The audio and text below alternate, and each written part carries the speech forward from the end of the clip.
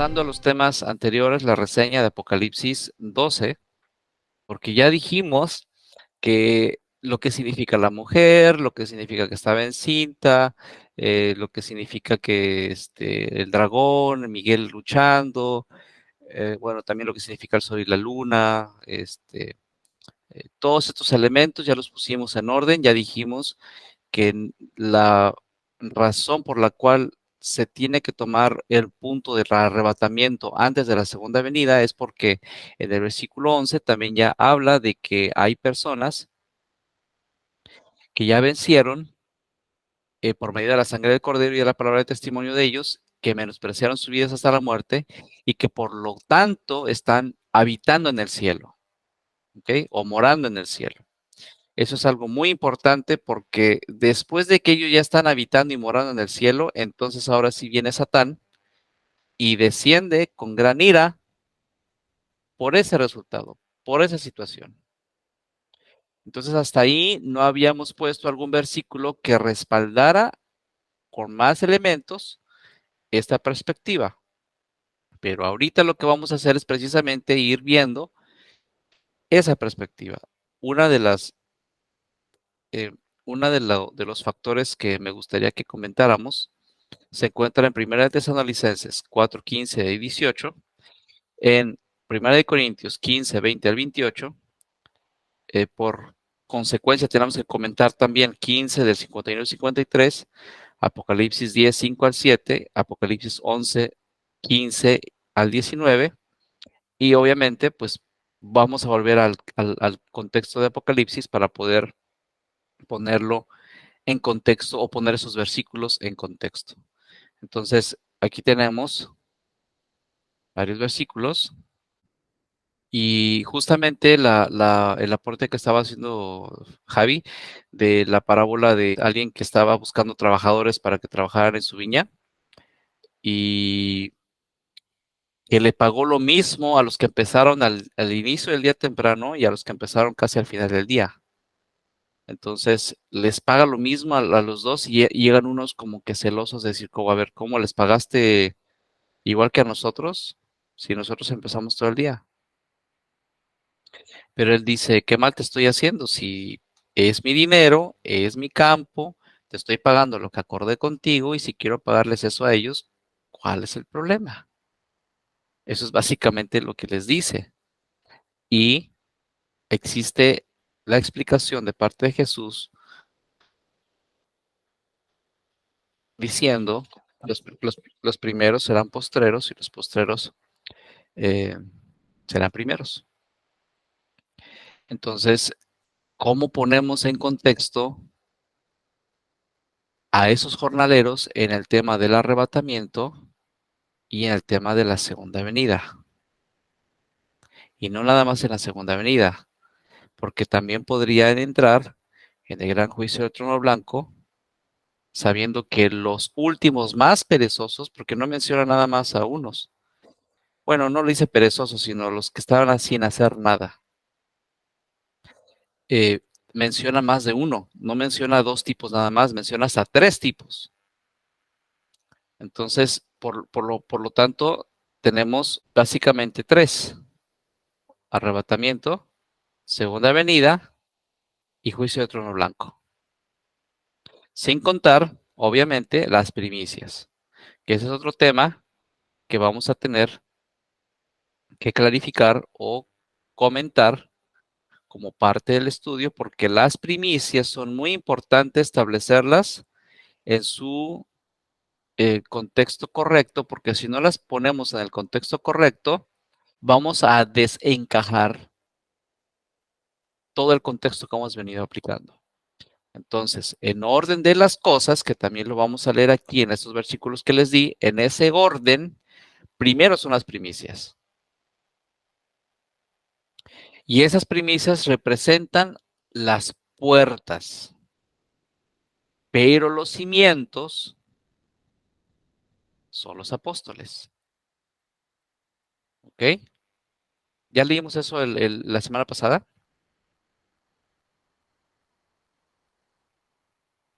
No. Sí, creo que sí. Sí, Leímos algo así de, bueno, no lo leímos así, pero sí comentaste Ajá, comenté al respecto, pero lo leímos. No, solo dijiste que los 12 apóstoles son los cimientos. Ok, ok, permítame tantito. Ahorita lo vamos a poner entonces para que veamos aquí una situación que es pues casi contradictoria. No es contradictoria. Estoy hablando, usando esa palabra, porque si no encajamos las cosas correctamente, sí podría ser una contradicción bien grande, pero como a la manera en cómo las estamos ido acomodando, no hay contradicción, solo encajan, ¿ok? Eso es lo bonito y lo interesante de todo esto. Apocalipsis 21:10. Cuando aquí dice, y llevóme en el espíritu, esta versión. Eh, en la otra versión, por ejemplo, dice, y no sé qué versión tengan ustedes, pero dice, y me llevó en el espíritu. La palabra espíritu es pneuma, y la palabra pneuma significa viento. Entonces, lo que quiso decir aquí realmente es que se lo llevaron en el viento, lo levantaron en el viento. No está diciendo que fue como que una visión, un trance, una cosa así. Está hablando de literalmente el viento, ¿ok? Entonces, esa es una explicación muy importante para que comprendamos el contexto de lo que estaba pasando con él en el Apocalipsis, porque no es la única vez que dicen que se lo llevaron en el viento. Dime, Jazz. Isra, no Ah, entiendo lo dime. que, Ajá, dime. no entiendo lo que dijiste. ¿Sobre qué? ¿Del viento?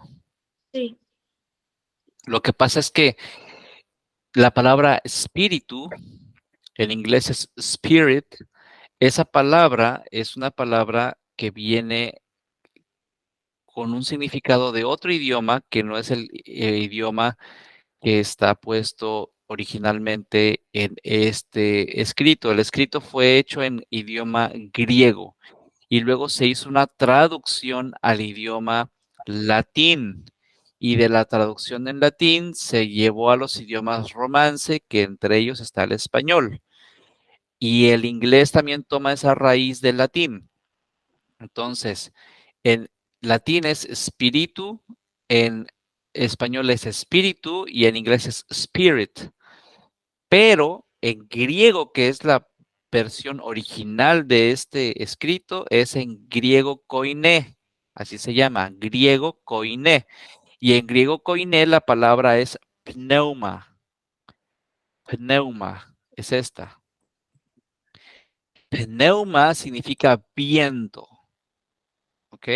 Y puede tener una analogía figurativa, pero esa analogía figurativa es la mentalidad religiosa que ha convertido esta palabra en algo como si estuvieras hablando de un fantasma. ¿Ok? Y esa palabra fantasma también es griega, pero es de diferente significado.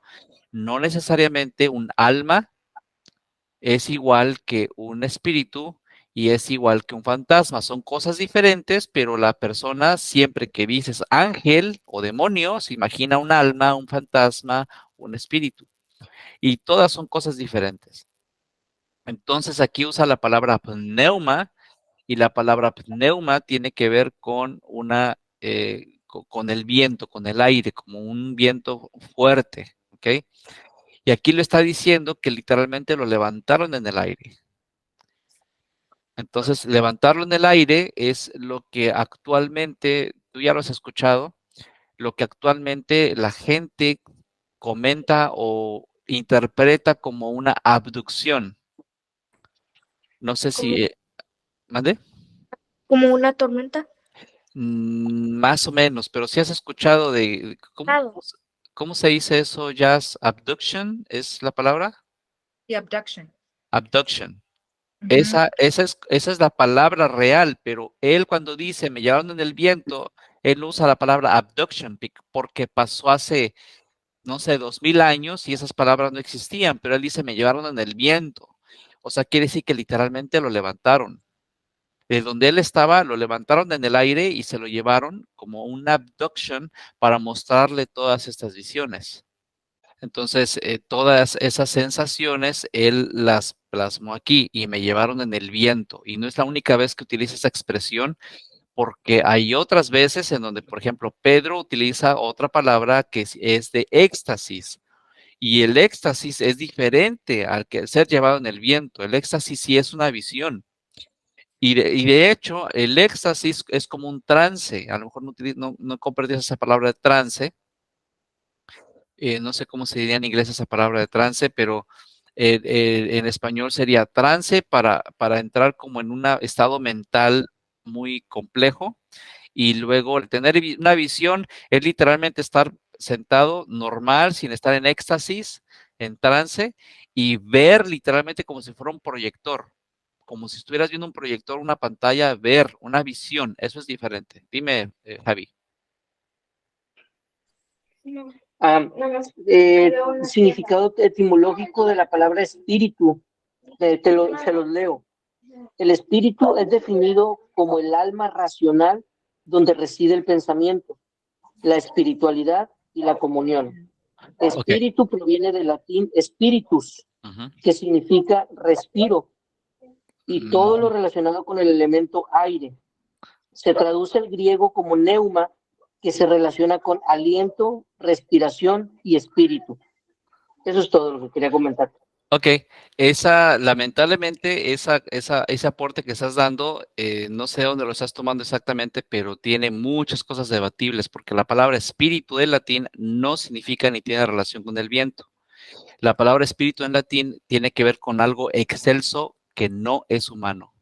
Esa es la verdadera raíz del latín, pero se usó la palabra, se usó la palabra espíritu para traducir pneuma del griego, porque resulta que en la complejidad del idioma no había una palabra que se pareciera mucho a pneuma. Entonces, el espíritu es algo que ellos empezaron a describir como algo excelso que no es humano. Por eso, cuando hablaban de espíritus, no hablaban relativamente del viento, hablaban de algo excelso que no es humano, algo muy increíble o impresionante que no es humano, pero ese contexto, ese concepto se puede aplicar a muchas cosas no humanas. El sol, la luna, las estrellas pueden ser espíritus, o sea, cosas excelsas no humanas, pero no tiene el mismo significado de pneuma. Es solamente que con el tiempo se fue descomponiendo eh, esa información y se fue aplicando el significado de la palabra pneuma o ruaj, o incluso la palabra hebrea que habla del alma, se empezó a implicar en la palabra espíritu y no tienen que ver una cosa con la otra.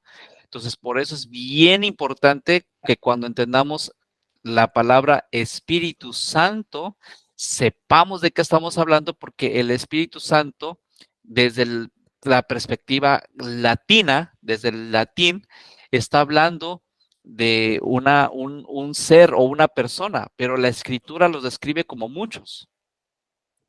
De principio, en Apocalipsis te dice que son 7 espíritus de Dios. Y después de eso, en Hebreos te dice que hay espíritus ministradores, Hebreos 1, 12 o 13, que son espíritus ministradores al servicio de los que son herederos de salvación. Entonces, el Espíritu Santo conforma un cuerpo en sí, como el cuerpo de Cristo, la iglesia, es un montón de gente, un conglomerado de gente, pero que forman a uno. Y el Espíritu Santo es algo muy similar, un montón de mensajeros del Altísimo trabajando específicamente para los que son herederos de salvación, que se dedican a ellos a enseñar, a redarguir, a consolar, etcétera, etcétera, etcétera. Entonces, ese Espíritu Santo que trabaja como una persona, porque son un cuerpo en sí mismo, un equipo, como el cuerpo de bomberos, el cuerpo de policía, etcétera, se puede dar ese ejemplo, como el cuerpo de este médico, es el encargado de llevarnos o de guiarnos, enseñarnos, redarguirnos, etcétera, etcétera, etcétera. ¿Explico? Pero no se dedica solamente a una persona. Entonces, allí sí encaja al contexto de algo excelso, no humano, porque estamos hablando de que ellos no son humanos corruptibles, son humanos incorruptibles. y son excelsos en el sentido de su inmortalidad, de que son sanos. Allí es el momento en donde encaja la palabra Espíritu Santo, en el sentido de algo excelso no humano con toda la descripción bíblica, pero no es precisamente con viento, porque la palabra spirit o espíritu o spiritus del latín no es relacionada con la palabra pneuma en el significado de viento. Entonces, por eso te decía, es muy debatible ese aporte, porque muy probablemente ese aporte lo que tiene es una no puedo decir contaminación, pero tiene una influencia muy fuerte de la mentalidad que ya se fue distorsionando de la palabra espíritu. Pero si nos vamos a los orígenes de esa palabra no tiene relación tal cual lo mencionaste ahí, pero bueno, ya volviendo al tema de pneuma, Jorgito, se trata de ser llevado en el viento, o sea, levantado en el viento, como si fuera una abducción o abduction en inglés. ¿Tienes alguna pregunta, Jorgito? No, gracias. Ok. ¿Tú, Javi, algún comentario de eso? No, muchas gracias. Esto me parece un poco, no sé si encaje ahí la parte cuando en el Génesis habla acerca de que Jehová puso aliento de vida. O sea, Ah, algo así parecido, como que me suena algo ahí. esa es diferente, una palabra distinta. El aliento de vida es diferente a lo que se está manifestando aquí. Es muy parecido, pero no es, el Neshama no es lo mismo del Ruach. Entonces, el Nefesh no es lo mismo que el Será. Ruach, porque es Neshama, Nefesh, y no, esas palabras no son lo mismo que Ruach de hebreo. Entonces, cuando después se nombra al viento, al Ruach de Elohim, el viento de Elohim, ese Ruach sí habla de este mismo que es el pneuma en griego. El griego y el hebreo sí tienen el mismo significado de viento, pero la palabra espíritu ya no tiene el significado de viento. Entonces, en hebreo, cuando me está citando esa parte del Génesis, habla del Nefesh o Neshama, o de las partes donde Génesis más o menos habla de eso, es de Nefesh y Neshama. Pero ya ahí mismo, en ese mismo contexto, se habla del Ruach, y el Ruach es algo diferente al Nefesh y al Neshama. ¿Sí me explico? Entonces, Perfecto, sí, claro. sí, por el momento no vamos a entrar ahí, lo vamos a ver cuando empezamos a estudiar Génesis, que es la parte que te había comentado hoy en la tarde. Estaría padrísimo que lo empezamos a estudiar otra vez, pero vamos a tratar de finalizar primero este aspecto del Apocalipsis, o más bien dicho, del arrebatamiento. Pero pues, obviamente el arrebatamiento tiene su base, mucha base sólida en el Apocalipsis, ¿no? Porque resulta que si no hubiera sido necesaria la aclaración, si incluso los mismos apóstoles hubieran tenido toda la clarificación así exacta y la hubieran enseñado exacta todos al mismo tiempo, no hubiera sido necesario el libro de Revelaciones. Pero el libro de Revelaciones viene a confirmar mucho de lo que ellos dijeron y a poner en contexto lo que ellos dijeron. Ahorita vamos a ver por qué, porque, y por ejemplo, en Primera de Corintios se empieza a hablar del tema, tocando el tema como si fuera la segunda venida, ¿ok? Pero en realidad está hablando del arrebatamiento, y posteriormente te habla de la segunda venida en el mismo capítulo, pero es como si estuviera hablando del mismo evento, del mismo acontecimiento. Pero a nosotros, ya con base al Apocalipsis, nos toca poner en orden esas ideas que están hablando ahí. Porque ahorita les voy a mostrar, no es lo mismo el tener con voz de trompeta y voz de mando, que es lo que vamos a leer ahorita, voz de trompeta o voz de mando, sonido de trompeta o voz de mando, que el sonido de la última trompeta, que es la séptima trompeta. No son la misma cosa. Y eso es lo que vamos a ir estudiando ahorita. ¿Por qué tenemos que poner en contexto cada una de las cosas? ¿Y por qué justamente cuando habla de la última trompeta no se habla del cuerpo de Cristo, pero cuando habla de la voz de mando, sí se habla del cuerpo de Cristo?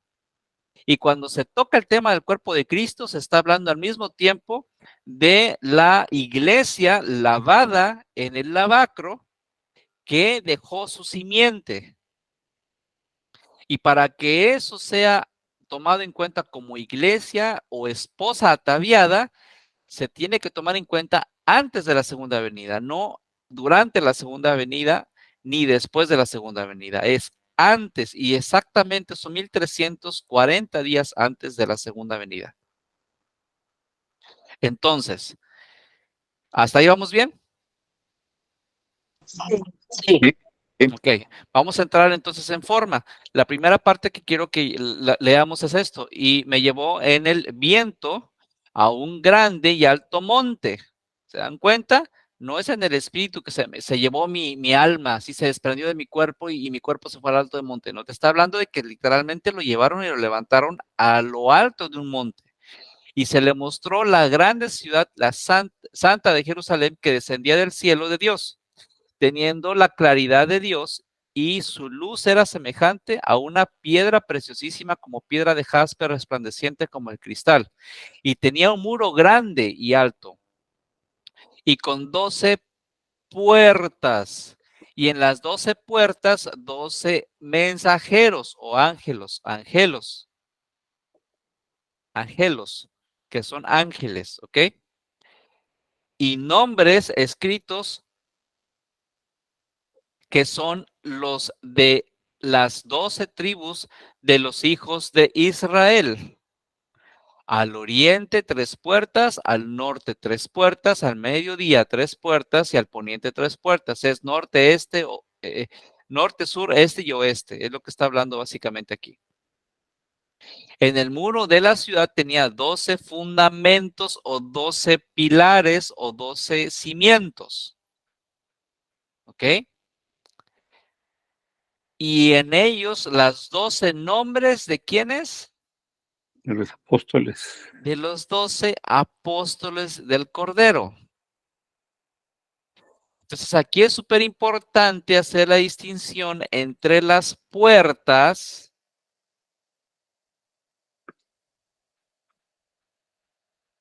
Y los cimientos. y los cimientos o fundamentos. Fíjense que es una palabra, ¿quién me habló así? Espérame, Javi. Es una palabra súper importante porque aquí les voy a hacer una pregunta bien un poquito capciosa o que me dijeran por qué es así. Dime, Javi, antes de hacer la pregunta, dime. en sentido funcional, las puertas es un acceso. Así es. Entonces, donde dice aquí que las 12 puertas, 3 al norte, 3 al sur, 3 al este y 3 al oeste, son, no sé, pienso yo, que está hablando acerca del acceso que tenemos para llegar ahí. Esa es mi pregunta. Sí, eso es lo que comentamos más o menos un poquito de la vez pasada, justamente de que ellos son el acceso para poder entrar a la ciudad, para poder ser injertados o ser considerados parte de esa esposa. O sea, ellos son la entrada. Pero, ¿qué es primero en una casa? ¿Los cimientos y los fundamentos o las puertas? Los Los cimientos. cimientos y fundamentos. ¿Y por qué si las 12 tribus de Israel fueron primero de los 12 apóstoles, por qué están puestos en ese orden? Yo pienso que no está en orden cronológico, sino que está hablando en un sentido, digamos, general o completo. Se está viendo el escenario completo y a los 12 apóstoles les toca hacer el fundamento de eso que se llama iglesia o pueblo o esposa de Cristo o el cuerpo de Cristo más bien. ¿Me explico? Por esa razón, en Apocalipsis 12, nosotros podemos ver que la mujer da a luz a un hijo varón, como si esa mujer ya estuviera completa. La mujer da luz al hijo varón y luego se lee más abajo que la misma mujer es perseguida por Satán. Pero ¿cómo es posible que la mujer dé a luz a un hijo varón si todavía no había iglesia arrebatada o ya todavía no estaba completa la cantidad de gente añadida que se tiene que añadir para completar lo que llaman la mujer?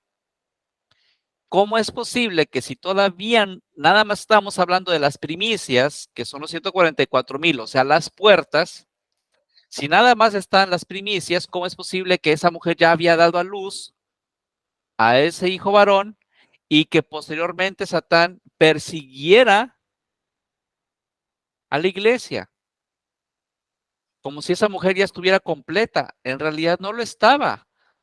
Por eso es que es importante el versículo 11 de Apocalipsis 12, capítulo 12, porque ahí dice que estos han vencido con la sangre del cordero y por la palabra de su testimonio y no han amado sus vidas, sino que la han menospreciado hasta la muerte. Y luego te dice que por lo cual entonces alégrense los que están en los cielos y los que ya moran ahí en los cielos. Allí es donde se completa esa mujer, donde ya está completa, ya se sabe quién es esa mujer. Por eso dice aquí, ahora hay aquellos moradores de la tierra, los que se quedaron en la tierra y en el mar, porque ahora se ha acercado, esa palabra que dice aquí descendido, habla de un acercamiento como esta aproximación a ustedes teniendo grande ira sabiendo que tiene poco tiempo. Entonces, lo que acabas de comentar justamente es lo que les venía comentando de hace tiempo, que este asunto del Apocalipsis no está precisamente en el orden cronológico en el que la mujer tiene que ser específicamente conformada o solo por los 144,000 o solo por los arrebatados y empezar a tratar de encajar esa cronología aquí, porque no te está hablando del sentido cronológico, te está hablando del contexto general. Para lo que ellos están describiendo, esto ya pasó. Y no es que realmente haya pasado, sino que ellos ya lo establecieron así. Y según el plan establecido así, ellos dicen, así va a ser y se acabó. No va a haber cambios. Así va a ser. Y bajo ese contexto, ellos te hablan revelándote todo lo que va a pasar, como si te salieras de la pantalla y vieras toda la cronología, que es lo que estamos viendo aquí. Y aquí, viendo esa cronología, podemos hablar en tiempo pasado, presente y futuro. No importa en el lugar en donde tú te ubiques, si tú quieres decir que ese es tu presente, ¿ok? Para nosotros es el pasado, pero aquí puedes decir, este es el presente. Lo mismo para este punto de aquí, de la rebelión de Satán, el presente. Todo puede ser presente, todo puede ser pasado, todo puede ser futuro, desde la perspectiva de quien te presenta todo el plan completo. ¿Estoy explicando? Dime, Javi. Sí, referente a lo que comentabas de los 12 apóstoles como fundamento, Ajá. en Efesios 2:20 habla acerca de ello, dice, edificado sobre el fundamento de los apóstoles y profetas, siendo la principal piedra del ángulo Jesucristo mismo, hasta ahí llega, ¿Efesios qué? 2:20.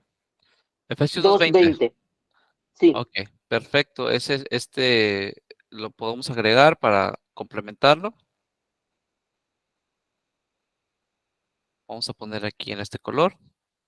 Edifíquense sobre el fundamento de los apóstoles y los profetas, siendo la principal piedra del ángulo Jesucristo mismo, en el cual compaginando todo el edificio va creciendo para ser un templo santo en el Señor. Ahí está toda la analogía y la explicación de lo que representa la santa ciudad y del por qué Ajá. está el significado de ciudad santa como Nueva Jerusalén. Entonces, volviendo otra vez al tema de Apocalipsis, ¿en qué estábamos? 21 o 20, sí, 21. Entonces podamos entender por qué entonces se le llama puertas a los de las 12 tribus de Israel y fundamentos a los 12 apóstoles, porque nadie empieza construyendo primero las puertas y después los fundamentos. ¿Se dan cuenta? Pero en el contexto de lo que es la mujer, los apóstoles son los fundamentos. Aunque ellos no hayan sido primero, a ellos, dentro de todo el contexto de la estructura de lo que ya se muestra como el producto terminado, a ellos les toca hacer los fundamentos. Y a Israel, a las 12 naciones, les toca el papel de dar entrada a todos los demás que no tenían derecho por ningún lado de pertenecer al linaje. Dime, Javi. Ahorita que estás tocando este tema de las 12 puertas y en el sentido utilitario, las puertas son para acceso. Las 12 tribus son el acceso que nos dieron a todos, no nada más a ellos, sino también a nosotros los gentiles, porque a través de que Israel rechazó, dice que eso, dijo el Señor, ok, entonces ahora los tomo también a estos. Entonces, por esa causa, el Señor dice que fue que se desgajó la rama principal y nos injertó a nosotros, dándonos el acceso, pero eso no es para burlarnos o mofarnos, sino al contrario, para agradecer a Dios porque al haber desgajado la rama principal, nos injertó a nosotros la rama silvestre para poder tener el acceso a la entrada, ¿cierto? Cierto. Y eso es precisamente el factor de amor a lo que no tenía ya manera de ser salvado, rescatado, regenerado, transformado, etcétera, etcétera, etcétera. Entonces, todo este plan se da por medio de las puertas de acceso, pero después vienen los fundamentos para poder establecer lo que en el futuro, que ya es nuestro presente, la mujer, la esposa, y es lo que vamos a ver ahorita como la esposa ataviada. Pero antes de llegar ahí, ¿queda alguna pregunta sobre esto? ¿Quién es la puerta y quién es el fundamento? No, Por mi parte, no. ¿Nadie más? Entonces, de nuevo, para reforzar, las 12 tribus de Israel, acceso para todos, no nada más para ellos como linaje, sino para todos los que no son de linaje. Eso lo leemos también aquí en Apocalipsis. Ahorita les doy el capítulo y versículo, pero ya lo habíamos visto. Se habla de que hay una muchedumbre incontable de todos los linajes, lenguas, naciones, razas y de todo tipo de gente. Allí está. Y que tienen vestiduras blancas. Ellos tienen acceso, o nosotros, ahí estamos incluidos nosotros, tienen acceso gracias a las 12 puertas. Pero quien fundamenta toda la base son los apóstoles. Bueno, primeramente Jesús, quien es la roca, la base de todo completamente, y luego vienen los fundamentos que son los apóstoles. Y esa comparativa también tiene que ver con la labor de Jesús, que no era carpintero, sino arquitecto. Entonces, después vamos a ir viendo esa situación, de dónde la saqué. Entonces, hasta ahí, vamos bien, aclarado ese tema, y vamos a 1 Tesalonicenses 4:15 al 18. Por lo cual decimos esto en palabra del Señor, que nosotros que vivimos, que habremos quedado hasta la venida del Señor, no seremos delanteros a los que durmieron. La palabra venida, ahorita la vamos a aclarar, porque el mismo Señor con aclamación, con voz de arcángel y con trompeta de Dios descenderá del cielo y los muertos en Cristo resucitarán primero.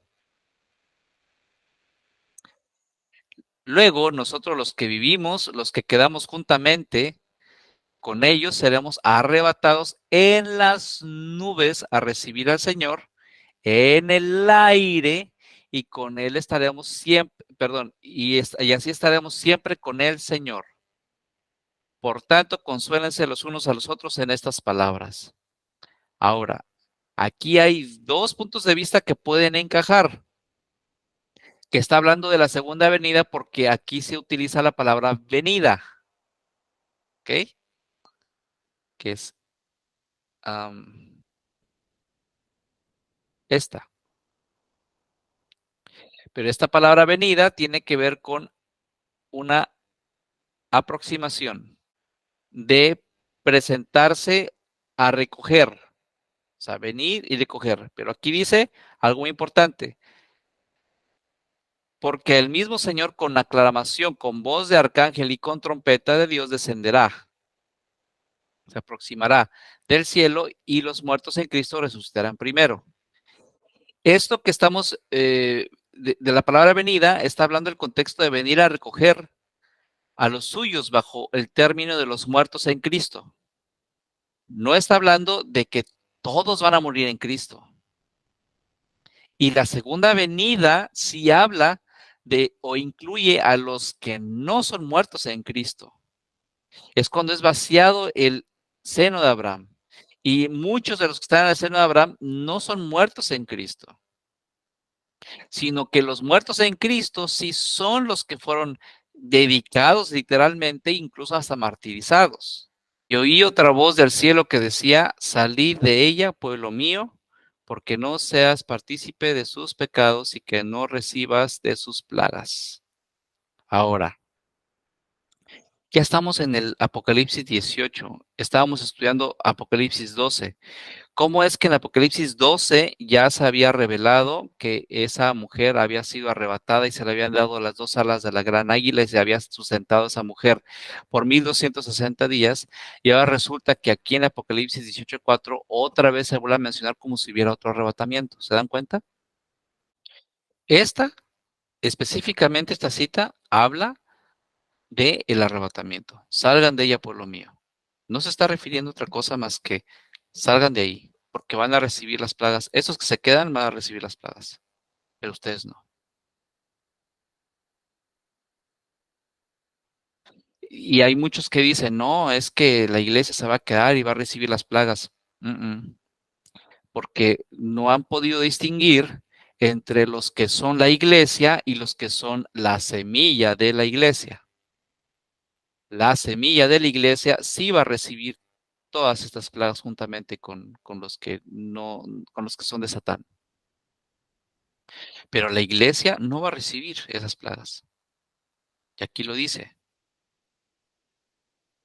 ¿Sí lo pueden ver? Sí. Entonces, Sí. aquí es a los que reciben esa voz de salgan de ahí, pueblo mío. Los que reciben esa voz o ese comando o esa orden, y los que sí son llevados, son de los que estábamos viendo ahorita en Tesalonicenses 4:15-18.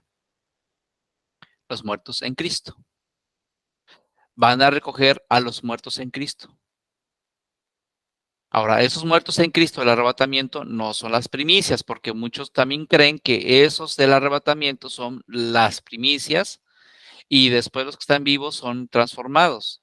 Ellos no son las primicias, ellos son los muertos en Cristo. Las primicias fueron llevadas cuando Jesús bajó y resucitó al tercer día. Los demás de las primicias resucitaron.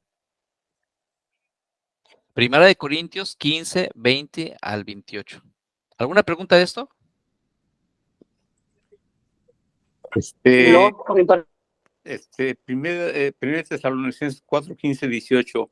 Quedamos que esos son los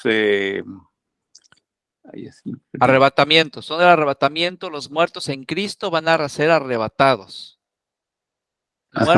Muertos en Cristo que van a ser arrebatados. Y este versículo se conecta con Apocalipsis 18:4 porque habla de una voz que dice: salgan de ahí, pueblo mío. Con voz de mando, con autoridad. Aquí dice: y hay otra voz del cielo que decía: salid de ella, pueblo mío, porque no sean partícipes de sus pecados y que no reciban de sus plagas. Les está dando la orden, el comando, con autoridad de que salgan de ahí. Y Tesalonicenses 4, 15 y 18 dice precisamente eso. ¿Lo leemos de nuevo? Sí. Porque el mismo Señor, con aclamación, con voz de arcángel y con trompeta de Dios, descenderá del cielo y los muertos en Cristo resucitarán primero. Ajá. ¿Vale? Sí. Entonces, muy importante saber que ahí se está hablando del arrebatamiento, no de la segunda venida. Sí, Pero claro. ahorita vamos a ver cuál del versículo 15 de Primera de Corintios 15, primero vamos a ver ahorita 15 del 20 al 28, y luego vamos a ver dentro del mismo capítulo del 51 al 53 que habla de la segunda venida, que esa sí es en la trompeta final. No es esta voz con mando y esta voz que habla a su pueblo y le dice: sal de ahí. Esta no es una trompeta de la séptima trompeta, la última trompeta, como lo habíamos visto anteriormente. Dime, Javi. Israel, esto que habla del verso 16, donde dice que los muertos en Cristo resucitarán primero, ellos, perdón, son parte de los que están en el seno de Abraham, Así es. muertos en Cristo, porque Así dice es. luego, y los que estamos vivos resucitaremos, seremos juntamente transformados, seremos arrebatados juntamente con ellos en las nubes. En O sea, las los nubes. alcanzaremos. Ajá, en Ajá. las nubes. No dice que se va a establecer en la santa ciudad que descendió No. y se estableció. Es en las nubes, ¿cierto? Sí, o sea, es fuera. Y a la mujer no se le dan las alas de la gran águila, las 2 alas de la gran águila. Sí. Claro, es arriba, es en el aire, es en las nubes. Sí. ¿Sí? Eso es el Perfecto. arrebatamiento. Ujú. Esto es el arrebatamiento. Se siente, el versículo se siente como que está hablando de la segunda venida, pero no, señor. Se está hablando de ciertos elementos que son clave para entender que está hablando del arrebatamiento. Se está llevando a su iglesia y su iglesia incluye gente que también murió y esa gente que también murió son mártires. Aquí está. Y cuando abrió el quinto sello, vi debajo del altar las almas de los que habían sido muertos por la palabra de Dios y por el testimonio que ellos tenían. ¿Qué acaso esta no es la misma característica que da Apocalipsis 12? ¿Sí saben a qué me refiero? Lo vamos a leer Apocalipsis 12. Fíjese, la característica de que habían sido muertos por la palabra de Dios y por el testimonio que ellos tenían. Y clamaban a gran voz, diciendo, ¿hasta cuándo, Señor Santo y verdadero, no juzgas y vengas nuestra sangre de los que moran en la tierra? Y le fueron dadas sendas ropas, esta traducción está medio rara, pero se dice que fueron dadas ropas blancas, y se les dijo que reposasen todavía un poco de tiempo hasta que se completaran. ¿Por qué están buscando completar el número? Porque la esposa tiene que estar completa. Por eso les explicaba desde el otro día. Satán no puede saber quién es la esposa o la mujer. Hasta que no vea a la mujer ya reunida, hasta entonces sabe a quién tiene que perseguir. De lo contrario, no sabe quién perseguir. No va a perseguir a los muertos. Estos están muertos y son parte de la iglesia. Son parte de la esposa. Se completarán sus consiervos y sus hermanos, que también habían de ser muertos como ellos. ¿Ok? Los que van a estar y a ir a dar a este lugar, a este pozo debajo del altar, o a este lugar debajo del altar, en donde estas personas fueron muertas por la palabra de Dios y por el testimonio que ellos tenían. Apocalipsis 12. Y ellos han vencido por la sangre del Cordero y por la palabra de su testimonio, y no han amado sus vidas sino hasta la muerte. O sea, otra vez menospreciaron Su vida. su vida, menospreciaron su vida. Entonces, ahora sí, como ya son resucitados, ya se los llevaron, ya están habitando en el cielo, alégrense los que están en el cielo y moran en ellos. ¿Ven cómo se empieza a conectar todo? Sí. Sí. Solo estamos poniendo en contexto las cosas, es todo lo que estamos haciendo. No estamos tratando de forzar nada. Poner en contexto es súper importantísimo. Y Apocalipsis es lo que hace, te ayuda a poner en contexto cada versículo que está escrito en las cartas, en las epístolas, en los evangelios. Te pone en contexto. Entonces ya vimos la diferencia entre 1 Corintios 15, perdónenme, 1 Tesalonicenses 4, de 15 a 18. Que hay una voz de mando con trompeta de Dios que se conecta con Apocalipsis 18:4, que es esa misma voz que no es la final trompeta, no es la final trompeta como la que vamos a ver después. La final trompeta, esa sí es la séptima trompeta. Pero esto no dice la final trompeta, sino con voz de trompeta. O sea, está hablando de autoridad, de fuerza, una voz potente, con una voz potente de autoridad, como lo quieras relacionar en todos sus sinónimos. Con ese tipo de voz de mando va a decir, salgan de ahí, pueblo mío. Y ese salgan de ahí, pueblo mío, incluye a los que están en la fosa esa que acabamos de ver, Apocalipsis 6, que están en el seno de Abraham, que es lo que comentaba Javi, están en el seno de Abraham, pero que son estos que no amaron sus vidas, sino hasta la muerte. O sea, menospreciaron sus vidas hasta la muerte. O sea, son mártires, murieron por esa causa. Por eso es que es importante que en 1 Tesalonicenses se vea el elemento de los muertos en Cristo. Porque no son cualquier muertos, son los muertos en Cristo, específicamente muertos en Cristo. Y es algo bien importante porque no se están olvidando de los que van a ser muertos, o sea, perdón, los que van a ser muertos y van a ser resucitados en la segunda venida. Primera de Corintios 15, del 20 al 28. Dice, mas ahora Cristo ha resucitado de los muertos, primicias de los que durmieron es hecho, o sea, él fue el principal. Porque por cuanto la muerte entró por un hombre, también por un hombre la resurrección de los muertos. Aquí está más hablando de linaje, no está hablando necesariamente de toda la humanidad. Porque así como en Adán todos mueren, así también en Cristo todos serán vivificados. Mas cada uno en su orden. Primero, Cristo. las primicias, luego Los que son de Cristo. Los los que que son de son de Cristo. ¿Y quiénes dijimos los que son de Cristo? Los muertos en Cristo, los que menospreciaron sus vidas. ¿Cierto? ¿Sí? Ahora, cuando Sí. dice su venida, no está hablando de la segunda venida, está hablando otra vez en el sentido de venir a recoger lo suyo. ¿Ok? Viene a recoger lo suyo.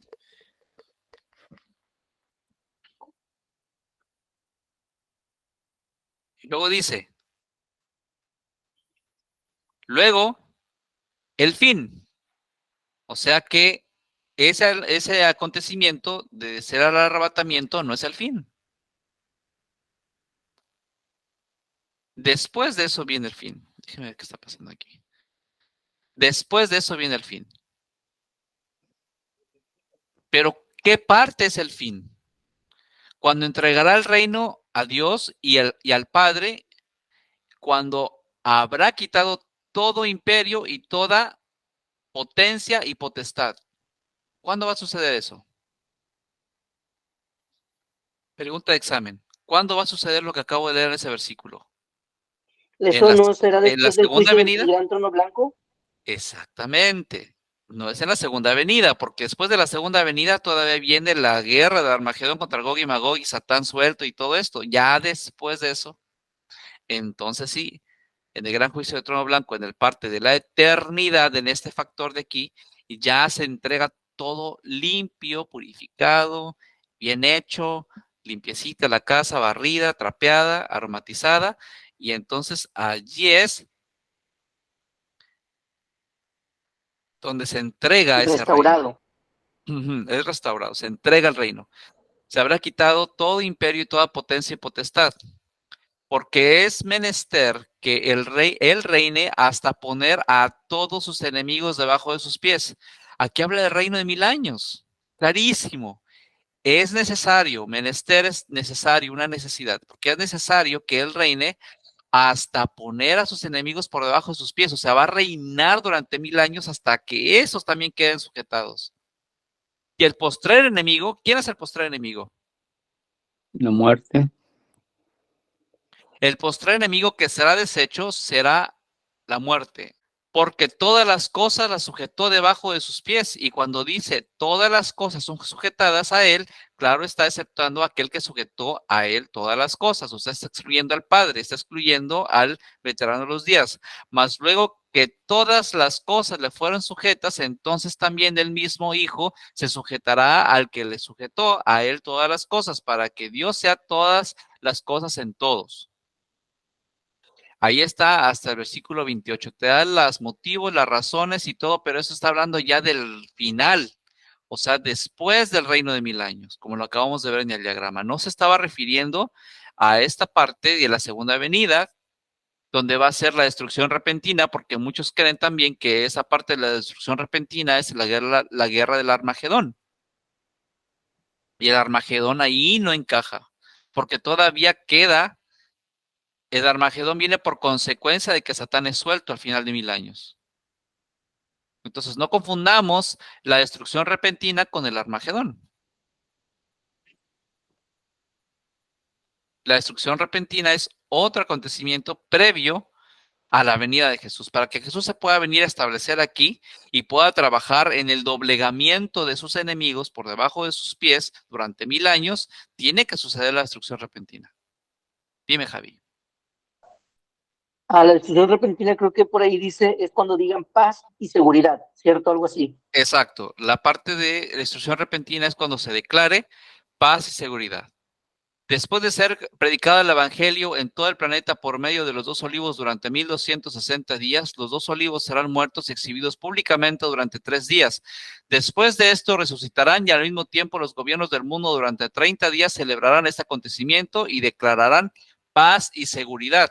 Entonces vendrá la destrucción repentina. Mateo 24:14 y 1 Tesalonicenses 5:3. Si lo quieren ir a revisar, para no meternos en desviarnos.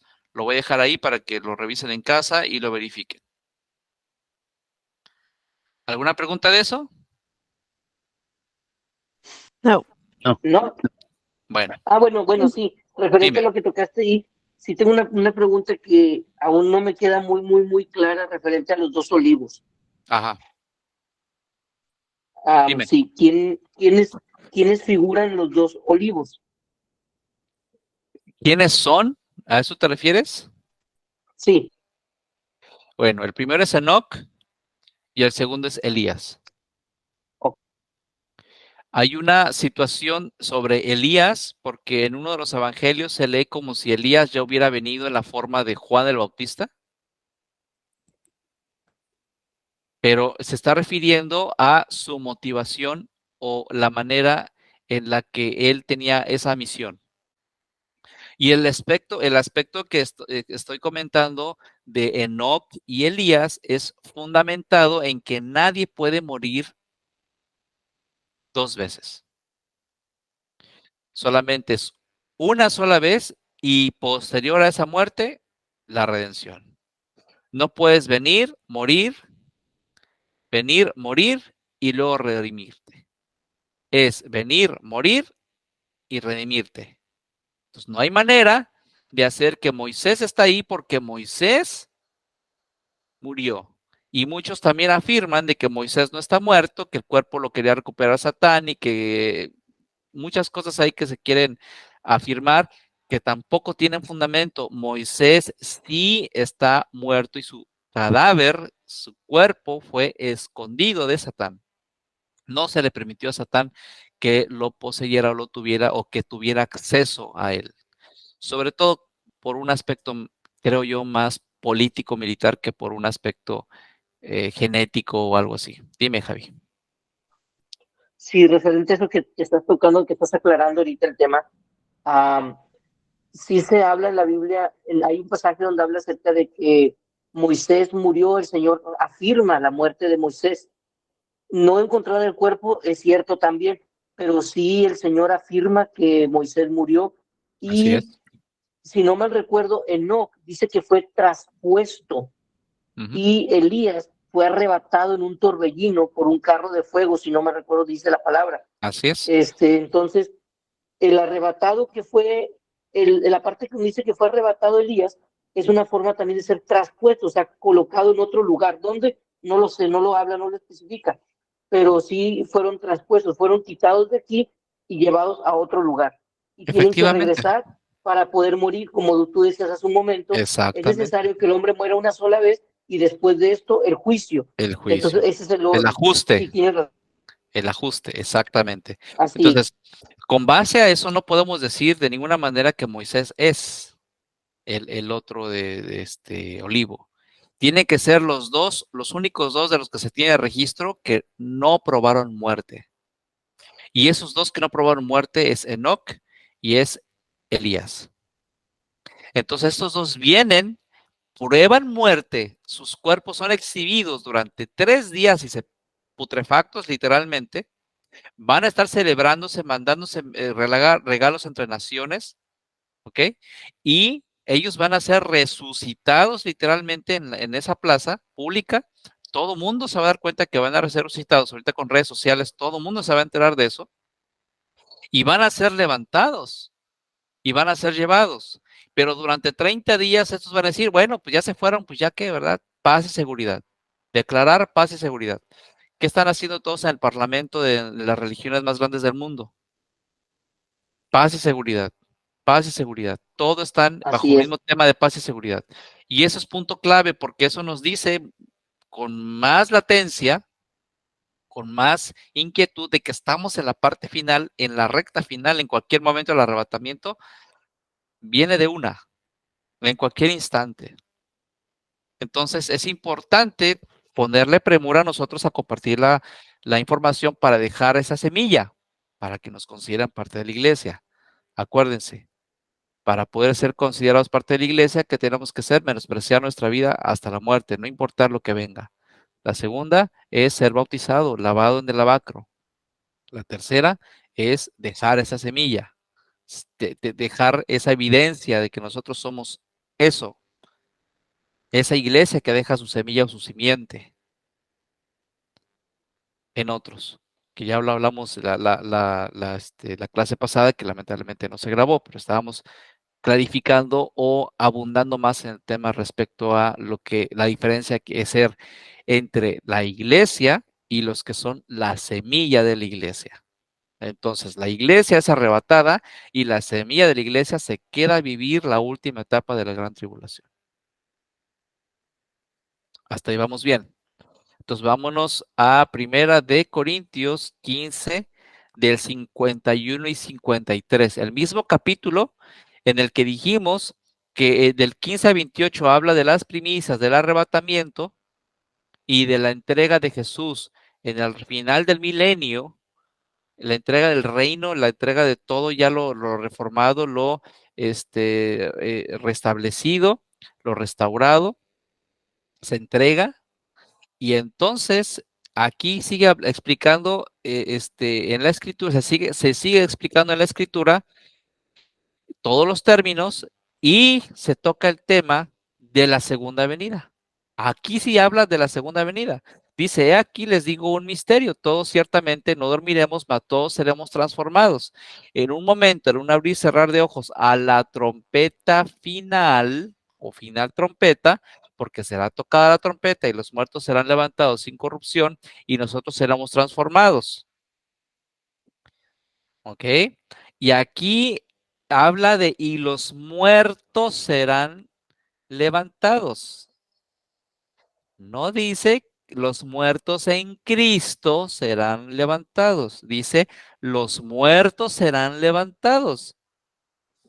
¿Por qué está haciendo una diferencia entre los muertos y los muertos en Cristo? Porque son dos etapas diferentes, son dos circunstancias distintas.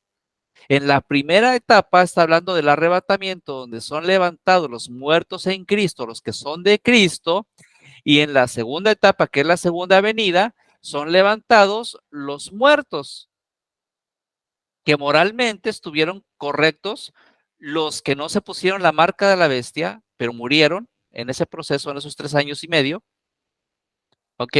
Y los que queden ahí con vida serán transformados y llevados. Entonces, dice, y los muertos serán resucitados Sin corrupción. incorruptibles, y nosotros seremos transformados. Los que queden con vida en esa etapa de 1340 días en total. Ese número no viene en la Biblia, pero se tiene que completar a 1340 por el arresto de Satán, 5 días de silencio, y viene ya el tema de agregarle a 1335 días, esos 5 días de silencio para completar el día del Pentecostés, la venida de Jesús, el día 50. En otra versión, ¿habrá otra palabra que no diga nosotros? Porque como que está medio confuso, ¿verdad? Y nosotros seremos transformados. Aquí, en este pasaje, está hablando de la segunda venida de Cristo, ¿verdad? No, la palabra está traducida correctamente nosotros. Él está asumiendo. Acuérdense de una cosa, todos ellos, como nadie sabe la venida, ni los tiempos, ni nada, y toda esta gente ya estaba sufriendo la destrucción del templo, ya estaba sufriendo otras cosas que eran atribulados, colgados, eran ya pues perseguidos, ¿no? eran crucificados y todo esto, degollados, de todos estos discípulos, acuérdense que para ellos ya estaban en los últimos días, ya estaban en la última etapa. Para ellos ya existía todo ese factor para poder decir que ya Jesús iba a venir otra vez. Pero obviamente había un montón de cosas que tenían que pasar, pero desde la perspectiva de ellos todavía estaban esperando la segunda venida del Señor Jesús, el arrebatamiento, todo lo que tendría que venir, y lo estaban esperando como si ellos fueran a ser parte de eso. Ajá. Entonces, aquí el factor que tenemos que distinguir es que dice, en un momento, en un abrir y cerrar de ojo, al final trompeta. Esta final trompeta es la séptima trompeta del Apocalipsis. No es lo mismo la final trompeta que lo que leímos al principio en Tesalonicenses, que dice con voz de mando, con trompeta de Dios, ¿ok?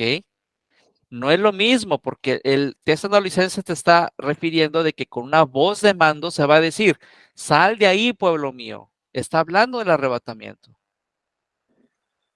Lo acabamos de leer ahorita en Apocalipsis 18:4. Sal de ahí, pueblo mío, es la orden. Pero aquí sí está hablando de la final trompeta, y la final trompeta es la séptima trompeta del Apocalipsis. Y para la séptima trompeta del Apocalipsis sí se establece la parte de la segunda venida. No es del arrebatamiento, es de la segunda venida. Dime, Javi. Referente a lo que comentabas hace un momento de los últimos días, en alguna otra plática, si no me recuerdo, habías comentado, los últimos días es una etapa que se constituye o se comprende desde la ascensión de Cristo hacia la, no recuerdo, desde la ascensión de Cristo hasta la segunda venida, si no me recuerdo, algo así, es que se comprende la etapa de los últimos tiempos. Ellos sí pensaban en aquel momento, la iglesia, los apóstoles, los discípulos, pensaban por todas las experiencias que estaban llevando en ese momento, muy abruptas, pensaban eso, pero sí comprenden desde la ascensión de Cristo hasta la segunda venida, si no mal recuerdo, ¿cierto? Definitivamente, definitivamente, porque pues de hecho, imagínense cuántos años pasaron. ¿Cuántos años pasaron? ¿Qué edad tengo yo? ¿38? ¿Algo así? Voy a cumplir 39. Imagínense, del año 33, por así decirlo, ¿verdad? Que no es exacto el tiempo, pero decir, del año 33 al año 70, donde fue destruido el templo, son 37 años. Y esos 37 años, o sea, lo que tengo yo de edad, fíjense, pasaron un montón de cosas para que los discípulos pudieran ver la destrucción del templo. Cuando ven la destrucción del templo, entonces dice, ya llegó el momento final, ya llegó el fin, ya llegó que se va a cumplir todo esto. Cuando empiezan a saber que mataron a fulanito, a sutanito, y que ellos mismos están padeciendo persecución y son dispersos por todo el mundo, o sea, sobre todo a la base de los que estaban en el templo y a sus alrededores, porque la nación en sí no fue dispersa, sino hasta el año 115, 140 de esa misma etapa, ya completamente dispersos fueron hasta esa etapa, todos los linajes, pero lo que estaba alrededor del templo y el templo destruido fue en el año 70, ¿ok? Entonces, esa situación es muy importante distinguirla porque ellos estaban viviendo, o sea, ellos conocieron a Jesús, al Señor Jesús, convivieron con él, lo vieron morir, lo vieron resucitar, empezaron a hacer milagros, a vivir cosas, los hechos, todas las cosas que pasaron 40 años para que ellos pudieran empezar a ver que el templo fue destruido, que los persiguieron, que esto, que el otro. Obviamente para ellos ya era el momento de vivir la segunda venida, el arrebatamiento, todo lo que se les había enseñado ya estaba allí, viviéndose para ellos. Y si la profecía de Daniel habla de una conjuración o un juramento o una promesa, traducido como una semana, Entonces, para ellos una semana es 7 años. ¿Cuánto es? Una semana, una promesa, ¿cuánto será? Estamos viviendo el tiempo más terrible para lo que la nación de Israel corresponde. Estaba viviendo el tiempo más terrible con la destrucción del templo. Imagínense, tan sagrado era ese lugar para ellos y que se ha destruido, y no nada más eso, sino ellos sean botados de su tierra. Fíjense qué duro es eso. Entonces, volviendo al tema, distinguiendo la trompeta final, séptima trompeta del Apocalipsis, de la voz de mando que parece trompeta porque es fuerte, tiene mando, tiene autoridad, ¿ok? Y que Apocalipsis 18:4 lo corrobora como: salí de ahí, pueblo mío. Una voz que les habla y salí de ahí, pueblo mío. ¿Vamos bien hasta ahí? Entonces clarificamos que en este versículo en este capítulo de 1 de Corintios 15, del 20 al 28, habla del arrebatamiento. Primero habla de las primicias, bueno, de Jesús resucitado, las primicias, del arrebatamiento y de la entrega del reino de 1000 años. Pero más adelante, en el 1 de Corintios 15, del 51, del 51 al 53, aquí sí te está hablando de la séptima trompeta, y la séptima trompeta sí es la segunda venida. Lo que quiero decir es que 1 de Corintios 15, del 20 al 28, que acabamos de leer hace un momento ahí arriba, habla de las primicias, del arrebatamiento y de la entrega del reino, ya cuando Jesús ponga a sus enemigos por debajo de sus pies, a sus enemigos por debajo de él, quede el dominio de él completamente, él va a entregar el reino listo. Pero no te está dando los detalles de su segunda venida. Sin embargo, aquí en 1 de Corintios, capítulo 15, del versículo 51 al 53, sí te está diciendo, sí te está hablando ya de la trompeta final. La trompeta final, según Apocalipsis, es la séptima trompeta, y la séptima trompeta sí habla y encaja con la segunda venida, que no es lo mismo que el arrebatamiento. Nada más para un comentario. Dígame. Esta Reina Valera del 60, en esta Biblia que tengo, tiene, en cada párrafo tiene subtítulos. Y fíjense lo que dice este subtítulo: la confianza del cristiano. Por eso dije yo, pues, ¿cómo está esto? Porque si estás diciendo de la segunda venida, el cristiano ya no debe de estar aquí. Claro que sí, mi hermano. Recuérdese que está la semilla. Bueno, sí, la semilla. Exactamente, estamos hablando de la semilla. Los que se quedan ahí son la semilla. Los que van a recibir galardón también son la semilla.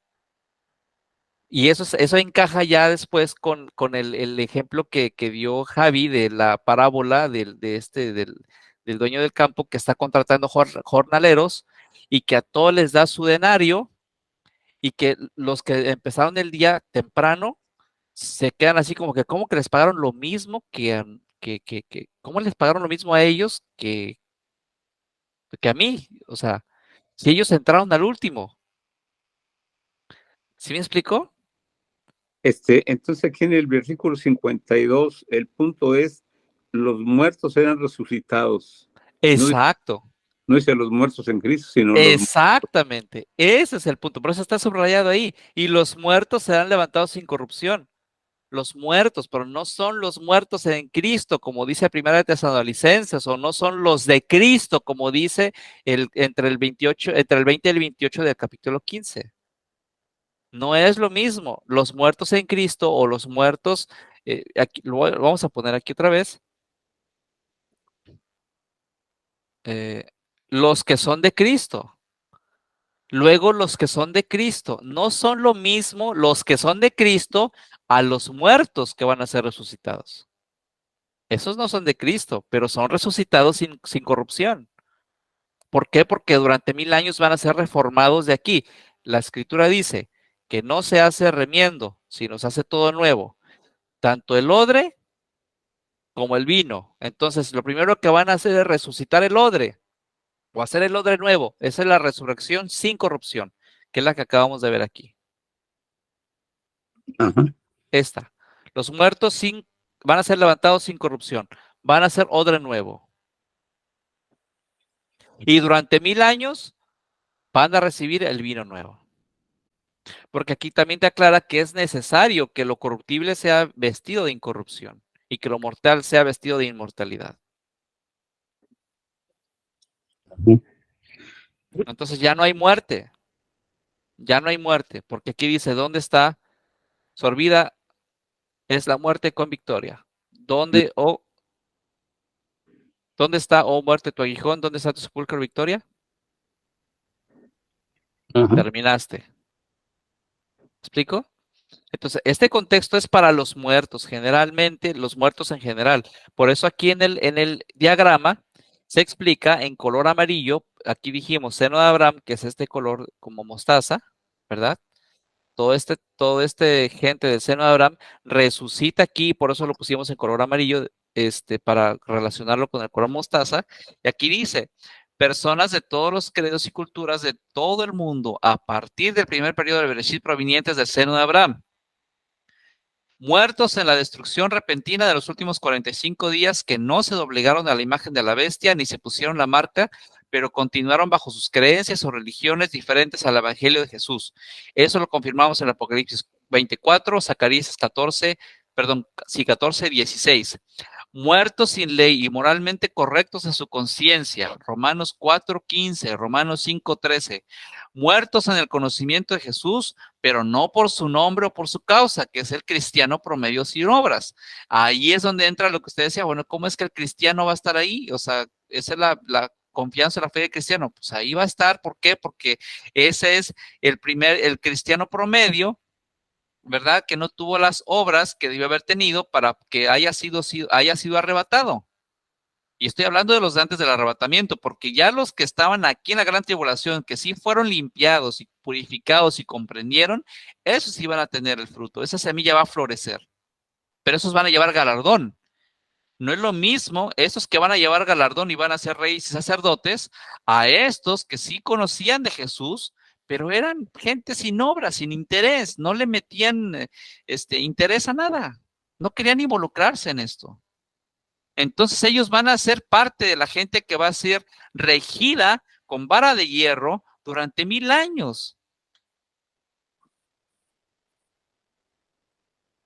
Ajá, sí. ¿Vamos bien? Dime, Sí. Javi.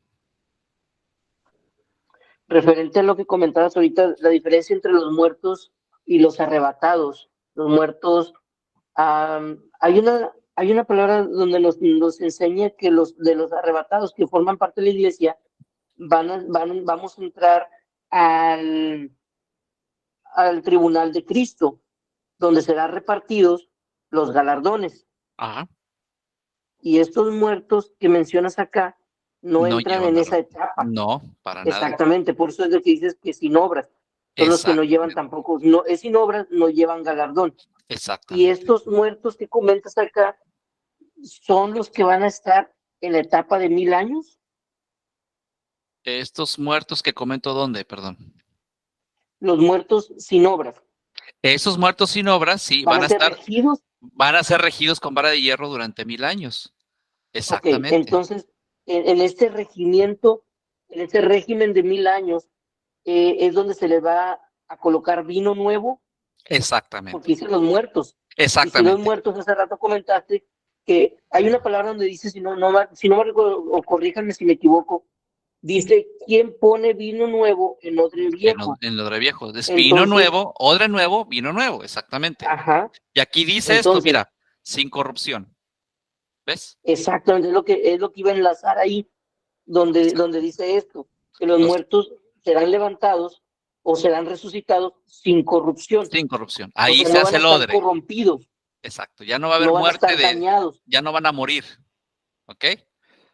Ajá, sí, podrán ser, es lo que refleja. Podrían ser destituidos de manera definitiva si siguen a Satán. Después del reformamiento durante 1000 años y les ponen su examen final cuando Satán sea suelto, ellos tienen la opción de quedarse con Jesús o irse con Satán. Ok, pero esto ya que se te ocuparon pregunto, durante 1000 años, ya, primero ya les dieron cuerpo inmortal, y ya se ocuparon durante 1000 años en darles vino nuevo. Y si ni aún así, ni teniendo todos esos factores, ellos entienden y se van con Satán en su examen final,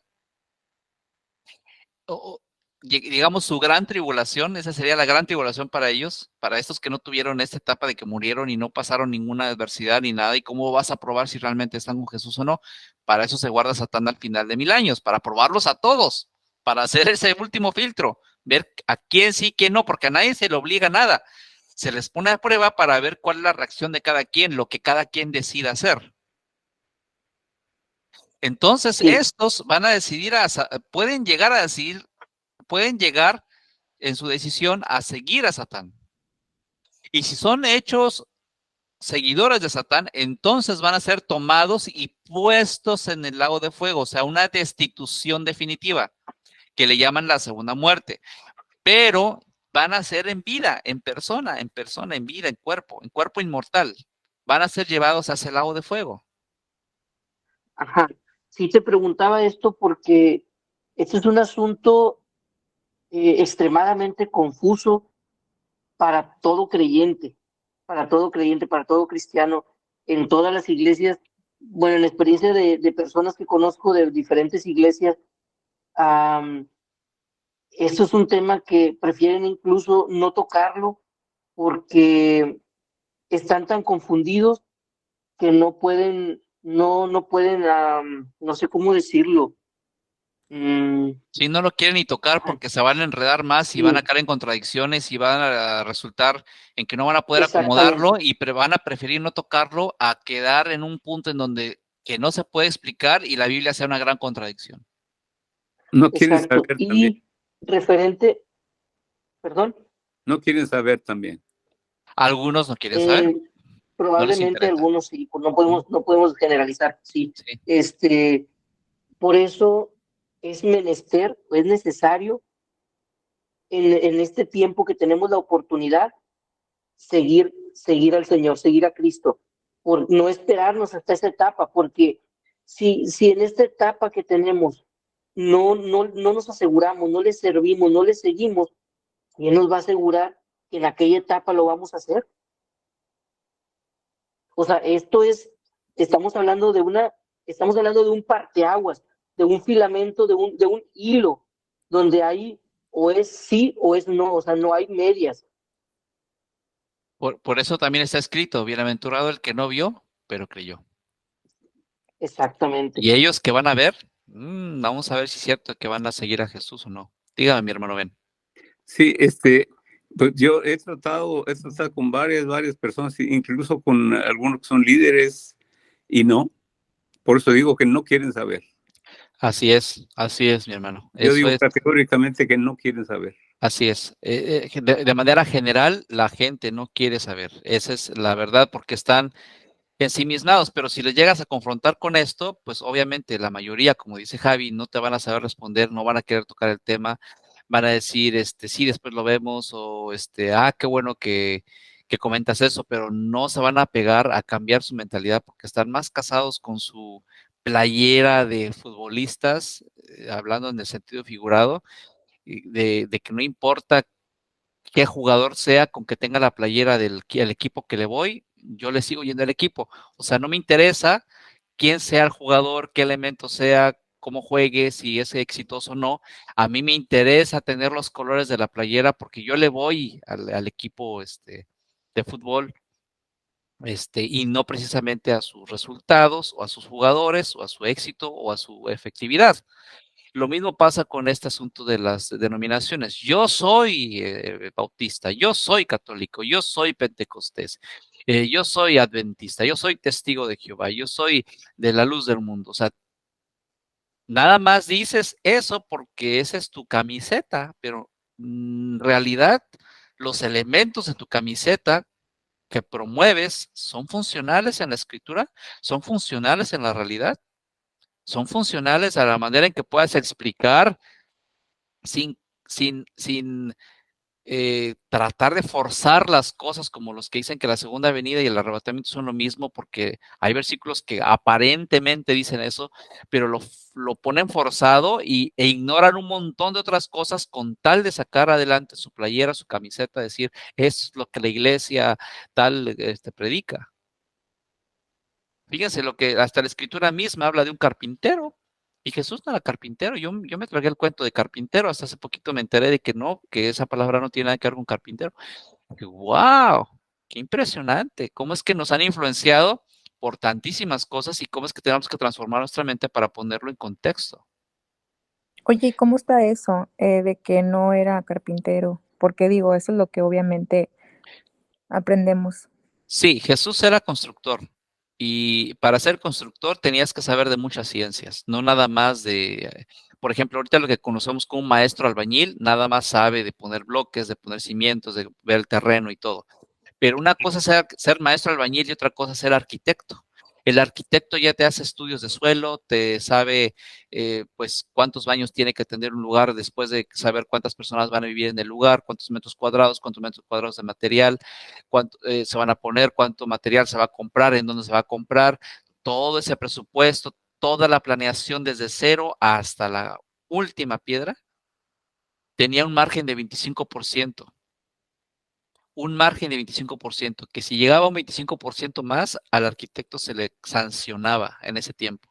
Si era menos, 25% menos, se le pagaba la diferencia, pero siempre había un margen de 25% más o menos en la construcción, pero no podías pasarte el 25%. Por eso Jesús hacía esas comparaciones, ser cimentado en la roca. ¿Por qué? Porque él hablaba con mente de arquitecto, no con mente de carpintero. Cuando hablaba de ser cimentado en la roca, hablaba también del presupuesto que se tiene que llevar para conformar una estructura y no ser la burla de todos. ¿Por qué la burla de todos? Porque hablaba como arquitecto, sabiendo del tema. Después vamos a ver ese tema y les voy a mostrar esa palabra y toda la historia que viene detrás de ello, pero es muy interesante ver que Jesús no era carpintero, sino un arquitecto. Y un arquitecto en ese tiempo sabía de medicina, sabía de astronomía, sabía de campo, sabía obviamente, de materiales, sabía de instrumentaciones, lo que es ahorita equivalente a un arquitecto actual en el término original de lo que conocemos ahorita como un arquitecto, no es lo mismo a un maestro albañil. O un Sí sabemos carpintero. diferenciar, o un carpintero, sí sabemos diferenciar, ¿no? Un arquitecto, estamos hablando de algo muy complejo, una ciencia literalmente. Y Jesús y José eran eso. Y de ahí viene la palabra arquitecto. Y porque arqui ya se le agrega después para dar la parte de arcano, que es constructor o planeador. ¿Ok? Entonces, pero a Jesús se le estipula dentro de ese rubro y no de la carpintería. Aunque probablemente sabía trabajar madera, sí, sabía trabajar madera porque es un arcano, es un arquitecto, un constructor, pero muy probablemente sabe trabajar madera sin problema para poner las vigas no sé, me refiero a lo interior de la casa, no sé, fachadas o algo que en madera, no sabe cómo se vayan a construir, o sea, cómo se construían las casas de ese tiempo, pero definitivamente sabía trabajar madera también, pero su oficio no era el trabajar madera, el hacer muebles de madera. Su oficio, el oficio que tenían ellos era de ser arquitecto, lo que es equivalente ahorita a un arquitecto, un constructor. Dígame, mi hermano Ben. Sí, nada más rápidamente, leí un libro acerca de la vida de Jesús desde que nació. Y el punto es cuando José sale con un grupo de gentes a trabajar a otro A otra pueblo, ciudad, exactamente. ¿sí? Y él es cabeza, y lo Exacto. respetaban, a José lo respetaban. Exactamente. Entonces, Precisamente por esa reputación. Ese es otro de los argumentos que habla de que ellos se iban a trabajar a otro lugar porque para ellos era fácil irse de un lugar a otro porque la profesión de ser arquitecto era en cualquier lugar de donde fueran, ellos iban a poder trabajar e iban a ser respetados con ese rango. Por eso gente que no era de Sanedril ni nada no le hablaban religiosamente como maestro de religioso, sino maestro porque tenía el rango de arquitecto maestro, o sea, de un rango muy alto dentro del tema de la construcción, de ser, de construir, pero planeador y todo lo que conlleva. Dime, Javi. Reforzando el tema que se comentaba hace un momento de que por qué no tocan este tema, yo pienso que una de las características es por el temor. Pienso que esa es una característica muy fuerte, que no les gusta tocar ese tema. Perdón que te interrumpa. ¿El temor a qué? Ellos no tocan el tema por temor a qué. Ok. Por el temor a ser confrontados de alguna manera que no puedan ellos afrontar. O sea, que no puedan ellos Explicar. cómo explicar, y mejor por ese temor se reservan a no tocar el tema. Exactamente. Exactamente. Y eso Sí, sucede. Y es más, si ya cuestionas más allá, te dicen, no estés cuestionando a Dios. Nadie está cuestionando a Dios, es cuestionarte a ti, que no me estás explicando Ajá, con congruencia todos estos factores. Entonces muchos se cargan de unos, dos, tres, cuatro versículos para explicar una postura e ignoran el resto, pero no se ocupan de hacer los ajustes. Aquí lo que estamos haciendo es hacer los ajustes debidos para poner en contexto a qué se está refiriendo una cosa y la otra. Aquí específicamente en Corintios 15, el punto clave, como lo mencionó mi hermano Ben, es los muertos serán levantados sin corrupción y aquello es los de Cristo, que es diferente. Ahí hay una exacto, hay una diferencia abismal. grandísima diferencia, sí, afirmativamente. Es una grandísima diferencia que también ya vimos a través de Primera de Tesalonicenses del 15 al 18 y apoyado de Apocalipsis 18:4. Y bueno, pasando esto que acabamos de ver, de los muertos en Cristo serán levantados los muertos serán levantados sin corrupción, que no son los muertos en Cristo, sino los muertos que están en el seno de Abraham, específicamente el seno de Abraham, que serán transformados y gobernados durante 1000 años con vara de hierro, viene Apocalipsis 10, del 5 al 7. Y el ángel que vi estar sobre el mar y sobre la tierra levantó su mano al cielo y juró por el que vive para siempre, jamás, que ha criado el cielo y las cosas que están en él, y la tierra y las cosas que están en ella, y el mar y las cosas que están en él, y el tiempo no sería más. Pero en los días de la voz del séptimo ángel, o sea, ya la séptima trompeta, la última trompeta,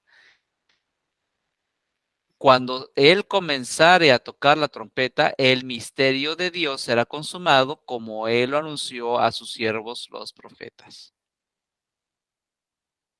¿Ok? Y esa consumación se está refiriendo a la parte en donde ahora sí ya viene, se establece. Primero hace la reformación en la instrucción repentina y luego viene, se establece durante 1000 años a dar su pago, a hacer su ajuste y a poner en orden todas las cosas. ¿Ok? Ahora nos vamos ahí mismo en el 11 del 15 al 19. Y el séptimo ángel tocó la trompeta y fueron hechas grandes voces en el cielo que decían, ¿qué decían? Los reinos del mundo, del cosmos, si no me equivoco de ser cosmos, ahí está, ese es diferente a geos o G, territorio, este es cosmos. El cosmos refiere a la parte contaminada, literalmente, los 7 planetas, incluyendo al octavo planeta que es este, ya pasan a ser los reinos del mundo, del cosmos, pasan a ser de nuestro Señor y de su Cristo y reinará para siempre jamás. ¿Ves? O sea que ya viene el sentido de propiedad y va a empezar a reinar. O sea que empieza a reinar durante 1000 años y para siempre jamás ahí en adelante, cuando ya limpie todo y termine toda su obra. ¿Vamos bien? Vamos hasta el 19. Y los 24 presbíteros o ancianos que están sentados delante de Dios en sus sillas se postraron sobre sus rostros y adoraron a Dios. diciendo, te damos gracias, Señor Dios Todopoderoso, que eras y que te has establecer, porque has tomado tu grande potencia y has reinado. Eso habla del reino de 1000 años. Y se han airado las naciones y tu ira es venida. Ojo con esto, fíjense. Aquí ya habla de la parte en donde viene bueno, sigamos leyendo. Y se ha irado a las naciones, y tu ira es venida y el tiempo de los muertos, para que sean ajustados y para que des el galardón a tus siervos y los profetas y los santos y a los que temen tu nombre y a los pequeñitos y grandes, y para que destruyas y los que destruyen la tierra. Y el templo de Dios fue abierto. Esto es la segunda venida, ¿te das cuenta? ¿Se dan cuenta? Esa es la segunda venida. Habla de que el templo ya fue abierto en el cielo y y el arca de su testamento fue vista y su templo. Y fueron hechos relámpagos y voces y truenos remotos y grande granizo. Aquí sí está hablando de la segunda venida, donde él viene a hacer todo el ajuste durante 1000 años, a entregar galardones a los suyos, a los que se lo ganaron, o sea, a los que no se pusieron la marca de la bestia. Aquí es donde viene a dar sus galardones, ¿ok? Y durante este reino que él tenga ahí, ya va a establecer el reino purificado para entregarlo en el futuro.